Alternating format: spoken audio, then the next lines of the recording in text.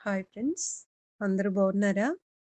మరణం ఎంత గొప్పదో తెలుసుకుందామండి. మృత్యువుకు ప్రతి ఒక్కరూ భయపడతారు. కానీ జనన మరణాలు, సృష్టి నియమాలు, విశ్వం యొక్క సమతుల్యతకు ఇది చాలా అవసరం.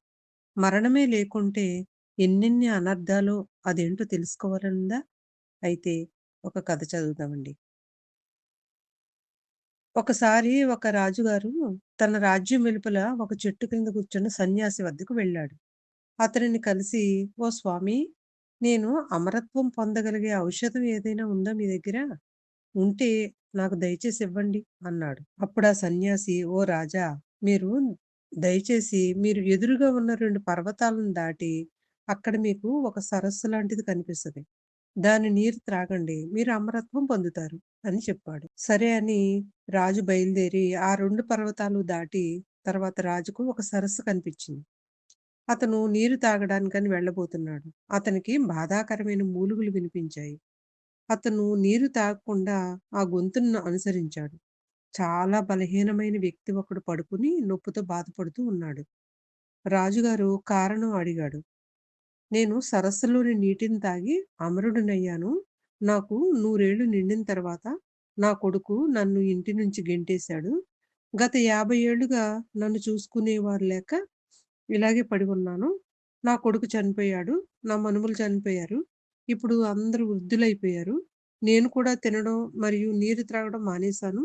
అయినా నేనింకా బతికే ఉన్నాను" అన్నాడు. రాజు ఆలోచించాడు. అమరత్వం మరియు వృద్ధాప్యం యొక్క ప్రయోజనం ఏమిటి అని. నేను అమరత్వంతో పాటు యవ్వనం పొందితేనే కదా నా సమస్యకి పరిష్కారం అనుకుని మళ్ళీ సన్యాసి దగ్గరికి బయలుదేరి వెళ్ళాడు. "నాకు అమరత్వంతో పాటు యవ్వనం కూడా లభించే మార్గం తెలపండి స్వామి" అన్నాడు. సన్యాసి ఇలా అన్నాడు.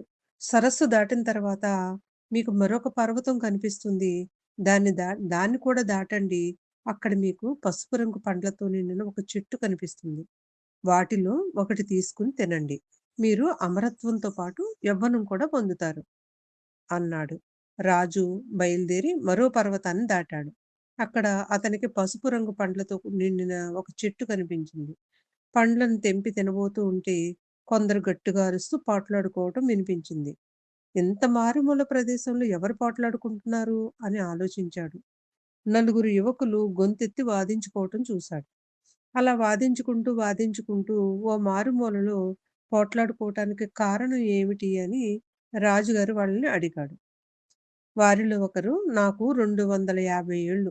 నా కుడివైపున ఉన్న వ్యక్తికి 300 సంవత్సరాలు. అతను నాకు ఆస్తి ఇవ్వడం లేదు." రాజు సమాధానం కోసం అవతల వ్యక్తి వైపు చూసినప్పుడు అతను చెప్పాడు, "నా కుడివైపున మా నాన్నున్నాడు. అతనికి 350 సంవత్సరాల వయసు. అతను తన ఆస్తిని నాకు ఇవ్వనప్పుడు నేను నా కొడుక్కి ఎలా ఇస్తాను చెప్పండి?" ఆ వ్యక్తి అదే ఫిర్యాదును కలిగి ఉన్న 400 సంవత్సరాల వయసు గల అతని తండ్రిని సూచించాడు. "ఆస్తి కోసం అంతులేని మా పోరాటాలను చూసి తట్టుకోలేక మా గ్రామంలో ప్రజలందరూ మమ్మల్ని గ్రామం నుండి వెళ్ళగొట్టేశారు." వారందరూ రాజుతో చెప్పారు. రాజు దిగ్భ్రాంతికి గురై సన్యాసి వద్దకు తిరిగొచ్చి, "మరణం యొక్క ప్రాముఖ్యతను నాకు తెలియజేసినందుకు ధన్యవాదములు స్వామీజీ" అన్నాడు. అప్పుడు ఆ సన్యాసి ఇలా అన్నాడు. "మరణం ఉంది కాబట్టే ప్రపంచంలో ఈ కొంచెం ప్రేమైనా ఉందయ్యా" అన్నాడు. మరణాన్ని నివారించే బదులు మీరు ప్రతిరోజు, ప్రతి క్షణం సంతోషంగా జీవించండి. మిమ్మల్ని మీరు మార్చుకోండి. అప్పుడు ప్రపంచం మారుతుంది. మీరు స్నానం చేసేటప్పుడు భగవంతుని నామాన్ని జపిస్తే అది తీర్థ స్నానం అవుతుంది. పవిత్ర స్నానం లాగా కూడా ఉంటుంది. ఆహారం తినేటప్పుడు జపం చేస్తే అది ప్రసాదం అవుతుంది. నడిచేటప్పుడు జపిస్తే అది తీర్థయాత్రలాగా ఉంటుంది. ఆహారం వండేటప్పుడు జపం చేస్తే మహాప్రసాదం అవుతుంది. నిద్రించే ముందు జపం చేస్తే ధ్యాన నిద్రలాగా ఉంటుంది. పని చేసేటప్పుడు జపిస్తే అది భక్తవుతుంది. ఇంట్లో జపిస్తే ఇల్లు దేవాలయం అవుతుంది.